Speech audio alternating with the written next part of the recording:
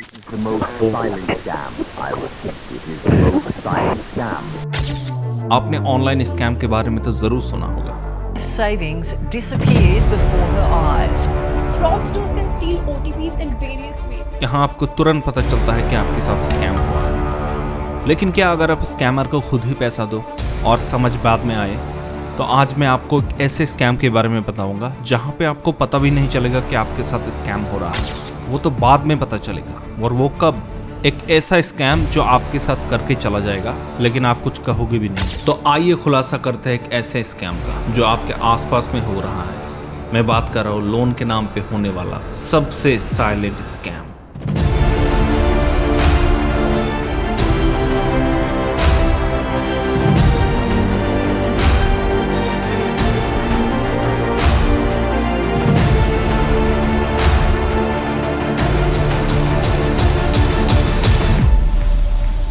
दोस्तों इमेजिन कीजिए आप 25 से 30 साल के हो और रूरल एरिया में रहते हो और आपको लोन लेने की प्रोसेस के बारे में उतना नहीं पता। आपने बिजनेस शुरू किया, 2-3 साल हुए बिजनेस करते हुए और आपको अभी बिजनेस बढ़ाने के लिए चाहिए पैसा। तो आप क्या करोगे?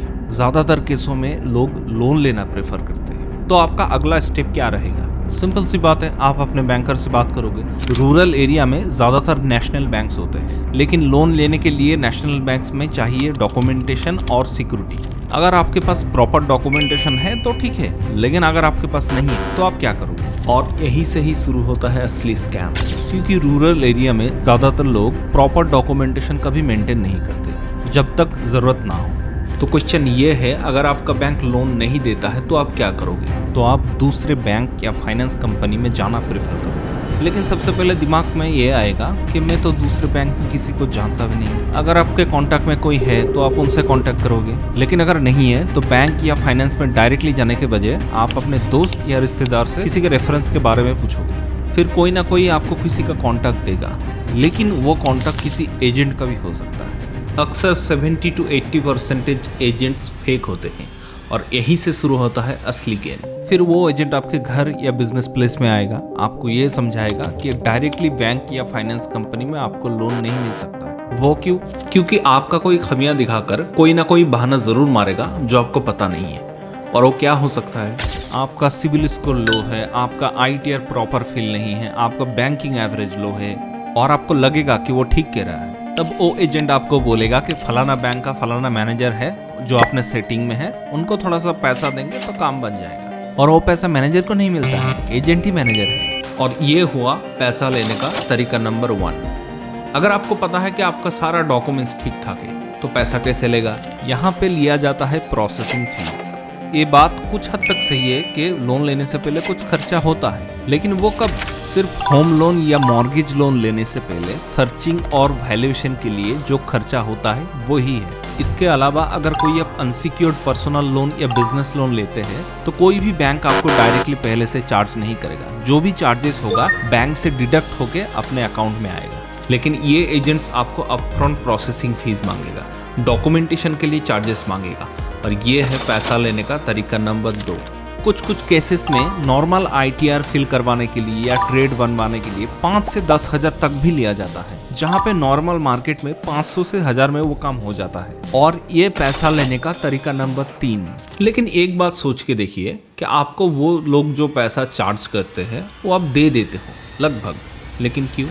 वो लोग आपको मेंटली और इमोशनली ऐसे अटैक करेगा कि आपको भी लगने लगेगा कि हाँ लोन लगभग हो गया है। और भी रियलिस्टिक बनाने के लिए किसी को फेक मैनेजर बनवा के आपका वेरीफाई करवाएगा और वेरीफाई पॉजिटिव करने के लिए भी पैसा मांगेगा। मतलब सोचिए पैसा कमाने के लिए लोग किस हद तक नीचे आ गए। मैंने अपने करियर में बहुत सारा ऐसे एजेंट्स देखे हैं जो ऐसा काम रेगुलर करते हैं। फॉर एग्जाम्पल एक रिसेंट केस आया वेस्ट बंगाल के मुर्शिदाबाद लोकेशन से, जहां पे एक बिजनेस पर्सन को जो कि कम पढ़ा लिखा था उनसे लगभग 60,000 रुपया तक लिया गया। लोन करवा के देगा ये कह के, सेम उसी तरीके से फेक मैनेजर बनवा के, फेक कॉल्स करवा के। लेकिन हैरानी की बात यह है कि आज तक वो लोन नहीं हुआ। ये तो वो केसेस है जो न्यूज़ में नहीं आया। मैं आपको कुछ और केसेस दिखाता हूँ जो न्यूज़ में आया था। रिसेंटली पुणे का एक केस आया जहां पे एक सेल्फ हेल्प ग्रुप का 12 महिलाओं को 12 लाख रुपए का फ्रॉड किया गया। वो केस है जनवरी 2020 में वो एजेंट उस ग्रुप के ऑफिस में आया था और उन लोगों को कहा कि जो लोग माइक्रो बिजनेस या बिजनेस स्टार्ट करना चाहते हैं उनको सरकार मुद्रा लोन दे रहा है तो वो करवा के देगा। 20 से 25 लाख का लोन करवा के देगा, ये प्रॉमिस किया गया। लेकिन उस स्कीम में मैक्सिमम लिमिट ही 10 लाख तक है। और फिर क्या, धीरे धीरे लीगल चार्ज, प्रोसेसिंग फीस और अदर चार्जेस के बहाना मार के 2 साल तक लगभग हर एक महिला से 1 लाख रुपए तक लिया गया। फिर उन महिलाओं को लगा कि लोन नहीं हो रहा है, पैसा मांगा, रिटर्न नहीं दिया। फिर उनमें से एक ने पुलिस केस किया और ये स्टोरी सामने आई। इसलिए मैंने पहले ही आपको बोला कि आपके साथ स्कैम होगा, लेकिन आपको पता नहीं चलेगा। पता कब चलेगा? जब आपको लगेगा कि बहुत सारा पैसा दे दिए, और जब पैसा लेने के लिए कॉल करोगे तो कॉल का रिस्पॉन्स भी आपको नहीं मिलेगा। एक और केस बोरीवली का, जहां पे एक बिजनेस वुमन ने एक एजेंट को 28 लाख रुपया तक धीरे धीरे दिया था। वो क्यों? उनका एक स्टेशनरी बिजनेस था और सेवरल बैंक से लगभग 2.5 करोड़ का लोन ऑलरेडी चल रहा था। तो ऑब्वियसली बात है, उनका क्रेडिट लिमिट लगभग 100% यूटिलाइज था। अब उनको बैंक से लोन नहीं मिल रहा था और उनको अभी भी 70 लाख रुपया का रिक्वायरमेंट था। फिर क्या हुआ? बात करते करते, ढूंढते ढूंढते एक एजेंट के साथ उनका मुलाकात हुआ, वो भी रिलेटिव के रेफरेंस। याद कीजिए, मैंने पहले ही रिलेटिव के रेफरेंस के बारे में बात किया था। एजेंट आया, डॉक्यूमेंट्स लिया और उनको बोला कि प्राइवेट फाइनेंस है, आपका लोन हो जाएगा। और उनको बोला कि 8% कमीशन हम लें। वो भी देने के लिए रेडी था क्योंकि उनको लोन नहीं मिल रहा था। फिर धीरे धीरे लोन का नाटक किया गया। Insurance, processing fees, other charges, legal charges, इनका बहाना मार के धीरे धीरे 28 लाख रुपया उनसे लिया गया। फिर क्या, उनको लगा कि लोन नहीं हुआ, पैसा भी बहुत दे दिए। फिर उन्होंने एक पुलिस कंप्लेन किया और ये स्टोरी न्यूज में आया। तो पैसे तो गए, लेकिन लोन भी नहीं मिला। ये एजेंट्स आपको कभी भी ये नहीं बोलेगा कि आपका लोन नहीं होगा, हमेशा होगा, यही बात आप उनसे सुनोगे। एक और गुड़गांव का केस, ये बहुत इंटरेस्टिंग है। कालू सिंह नाम का एक बंदा, जिनको लोन चाहिए था 2,90,000 रुपया। तो उन्होंने एक एजेंट के साथ मुलाकात किया और बाय व्हाट्सएप डॉक्यूमेंट्स दिया। उनका प्रोफाइल भी अच्छा था। तो उस एजेंट ने क्या किया, उनके नाम पे एक नहीं 4 लोन डिसबर्स करवा दिया, जिसका टोटल वैल्यू 7,70,000 रुपया है। और जब अकाउंट में वो पैसा आया तो कालू सिंह जी ने देखा कि मेरे अकाउंट में तो पैसा ज्यादा आया। फिर उसने उस एजेंट को कांटेक्ट किया और बोला कि पैसा तो ज्यादा आया। और एजेंट ने नाटक किया, अरे वो गलती से चला गया, आप एक काम कीजिए, वो जो पैसा है बाकी का वो रिफंड करवा दीजिए। यहाँ तक ठीक था, लेकिन वो कालू सिंह जी ने क्या किया, उस एजेंट के अकाउंट में वो पैसा रिफंड करवा दिया और सोचा कि लोन क्लोज हो गया। उनको कब पता चला कि उनके साथ स्कैम हुआ है? उनको पता चला तब जब EMI का समय आया, क्योंकि बैंक वाले एक EMI का नहीं 4 EMI का पैसा मांग रहा था। फिर वही सेम पुलिस केस किया और ये स्टोरी सामने आया। सोचिए किस लेवल का स्कैम है। पैसा देने का कितना बाद पता चला, और लोन लेने के बाद भी स्कैम होता है। कुछ एजेंट ने तो हद कर दी। एप्लीकेंट का बैंक अकाउंट का फोन नंबर चेंज करके एजेंट ने अपना नंबर डाल दिया और अकाउंट का पूरा कंट्रोल अपने हाथ में ले लिया। फिर क्या, फिर जब लोन डिसबर्स हुआ 20 से 30% कमीशन अपने अकाउंट में ट्रांसफर कर लिया। OTP तो उसके मोबाइल पे आना था ना। सिर्फ आदमी ही नहीं, बहुत सारे औरतें भी हैं जो इस फील्ड में काम करते हैं। उनमें से एक तो बहुत ही डेंजर है, क्योंकि उन्होंने एक क्लाइंट से लगभग 1.5 लाख या उससे भी ज्यादा पैसा चीट किया है। जरा ये ऑडियो सुनिए। फाइल दिएছিল শোনেন, হ্যাঁ इस ऑडियो में बोला गया है कि एक औरत ने, जो कि एक लोन হবে দুজনের কাছে 2 লাখ 2 লাখ 4 লাখ ले ली। अरे 2 लाख रुपया लिया है, लोन करवा के देगा ये कह। 2 दिन बाद दिए, मुझे 2 दिन देरी হবে, কেন দেরি হবে कि उसने रात में सोना 2 लाख दिए, 2 লাখ লিবেন বলেন তা বলছে रुपया दिया है। और जब अंत में लोन नहीं 2 লাখ हुआ দিয়েছেন तब মানে ये কাকে बात দিয়েছেন? सामने आया। ম্যাডামকে দিয়েছি, রাত 12টার সময় টাকা লেগেছে। আপনার বলে 12টার সময় লোন পাস করেন, রাতে মালা বন্দুক দিয়ে রাতে টাকা দিয়েছে।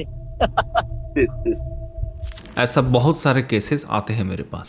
ये स्कैम बैंक या फाइनेंस कंपनीज जिस लोकेशन में कम होते हैं उसमें सबसे ज्यादा होता है। तो इंडिया में कोई जगह बचा नहीं जहां पर इस तरीके का स्कैम नहीं होता है। लेट्स कैलकुलेट, अगर एक एजेंट ने महीने में मिनिमम सबसे लो पकड़ के चले तो 1 लाख का स्कैम किया, तो एक डिस्ट्रिक्ट में लगभग 200 लोग तो ऐसे होंगे जो ऐसे स्कैम करते हैं। मिनिमम होगा ही होगा, गारंटी। मैं ऐसे कई लोगों को जानता हूँ। तो एक डिस्ट्रिक्ट का एक महीने का टोटल होता है 2 करोड़। तो पूरे इंडिया में अभी लगभग 773 डिस्ट्रिक्ट है। अगर उनका टोटल करे तो राउंड ऑफ लगभग 1545 करोड़ का हर महीने का स्कैम होता है। सोचिए कितना बड़ा स्कैम है। अगर आप साल का कैलकुलेट करें तो बनता है लगभग 18,550 करोड़ के आसपास। तो सोचिए कितना बड़ा स्कैम है, और मैंने तो सिर्फ मिनिमम अमाउंट से कैलकुलेट किया।